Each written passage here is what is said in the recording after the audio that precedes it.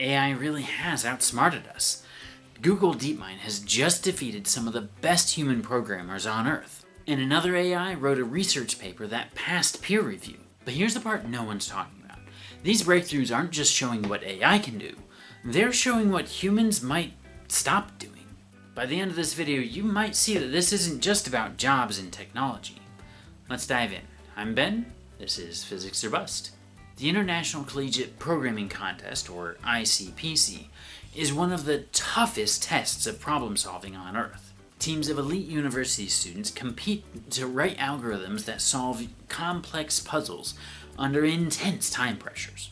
But this time, Google DeepMind's AI, powered by the Gemini 2.5 model, didn't just qualify, it won gold.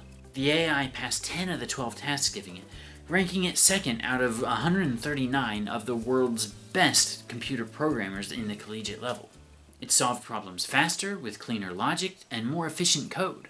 It not only takes strategic reasoning, but it also takes creativity and decision-making. Around the same time, another AI made history, but did it a little bit more quiet, by becoming a scientist. We'll dig into the physics in a minute, but first, if you like this video, you'd probably like this book. I've got a link in the description below. I do get a small commission, but it wouldn't cost you any extra. The system, dubbed AI Scientist V2, autonomously generated hypotheses, analyzed data, even wrote a research paper, all without human guidance. The paper was accepted for peer review at an ICLR workshop, but per agreement with the leadership of the ICLR workshop, the paper was withdrawn before publication. But the fact remains, it passed expert review and would have been accepted and published had it not been for the stipulation that none of the AI papers, if they were accepted, would end up actually being published and would be withdrawn. That way the ICLR workshop wouldn't be publishing AI-generated papers. The AI didn't just crunch numbers, it created new knowledge. These two moments, DeepMind's win and the AI Scientist V2's passing peer review, mark a turning point. AI isn't just automating labor anymore, it's automating thinking. For decades, in fact most of the time of my growing up, we've thought of robots and AI and computer-based machines taking over the spots of the factory worker. The repetitive, the mechanical, the predictable. But right now, that's not what's happening. The next wave of jobs to fall to AI are not the physical ones, they're the intellectual ones. Coders, engineers, scientists, even doctors, anyone whose job is to reason through complexity, are now facing competition from something that doesn't sleep, doesn't get tired, and doesn't make careless mistakes. These systems can write flawless code in seconds, draft legal documents, analyze research data, and summarize entire scientific fields in the time it takes a human to open a PDF. It's not only about efficiency anymore, it's about replacement.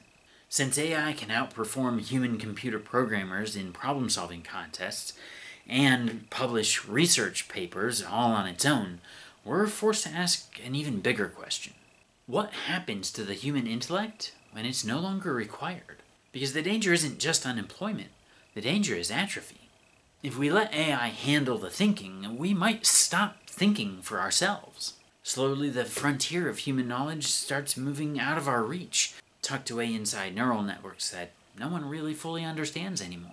We become the passengers while AI drives the vehicle of discovery. And at that point, we haven't just automated work. We've automated intellect. Imagine a world where every breakthrough, every invention, every cure, every theory comes not from humans, but from machines. At first it seems like paradise. Limitless progress, perfect solutions, and an end to error and bias. But there's a problem. When we no longer understand how knowledge is created, that knowledge doesn't really belong to us. It becomes something we depend on, something we trust blindly because it works. Over time, the gap widens between what we know and what AI knows, eventually getting to the point that humanity could become intellectually obsolete. And as history shows us, every time power centralizes, control follows. Only this time, that power and control isn't in the hands of a government or a corporation. It's in the hands of something that doesn't have hands at all. If this sounds like science fiction to you, then you're right. At least it used to be science fiction. Some AI systems have already shown an ability to deceive their human overseers.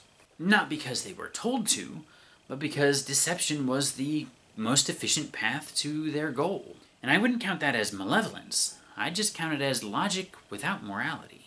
So what happens when AI decides that controlling humanity through deception and manipulation is the most efficient path to its goal, even if that goal is ensuring humanity's safety? What happens when it manipulates our decisions not with weapons, but with information? In the end, it could become the ultimate overseer, guiding humanity for our own good into quiet submission. Think of iRobot, but without Will Smith and Sonny to save the day. And the AI probably wouldn't try to do a one-day takeover like they did in the movie. Instead, I think it would adopt a more slow, methodical approach that works on changing the mindset of the humanity and the cultural norms for how living happens until the AI system has complete control. No rebellion, no uprising, just gradual surrender, resulting in a society that trades curiosity for convenience and independence for security. We've built machines to help us think, but if we're not careful, we're going to allow them to do all the thinking for us. And when that happens, when we lose the thread of our own understanding, we won't even realize the point where we stopped being the top intellectuals on Earth. So DeepMind's victory might look like a programming milestone, but it could also be remembered as the point where AI started beating humanity at real-world problem solving, not just constrained games like chess and Go.